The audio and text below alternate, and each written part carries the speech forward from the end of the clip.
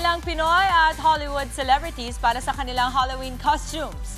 Kasama na dyan ang tinaguriang Queen of Halloween na si Heidi Klum na nag-transform bilang si Medusa. Silipin yan sa report na ito. Fierce, petrifying, and spooky. Yan ang Medusa costume ng Queen of Halloween na si Heidi Klum sa kanyang Halloween party. Ang mister niyang si Tom Collins, naka-costume naman ng isang Greek soldier na ginawang bato ni Medusa. Si Medusa ay isang character sa Greek mythology kung saan ang buhok niya ay mga ahas. Inabot daw ng 6 na buwan ng team ni Heidi para magawa ang costume bago mag-Halloween. 15 taong nagkabit at nag-handpaint ng costume kay Heidi. Bukod kay Heidi, may entry rin sa Halloween ng iba pang celebrities.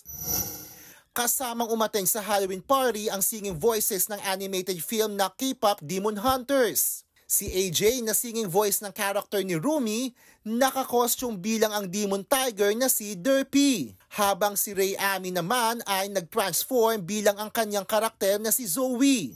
Pang superhero ang peg ng Canadian singer na si Justin Bieber at ng kanyang family. Naka-costume si Justin bilang si Mr. Incredible. Habang ang asawa niyang si Hailey ay si Elastigirl. At ng kanilang little one ay si Jack Jack.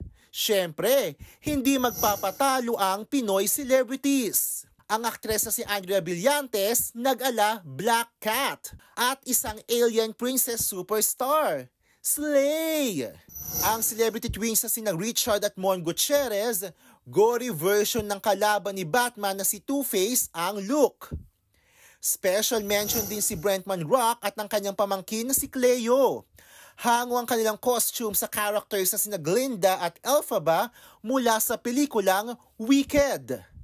Nagbabalita mula sa Frontline, Von Belinario, News 5. Mga kapatid, Dimples Romana po, maging maalam at may pakialam sa mga napapanahong issue at headlines.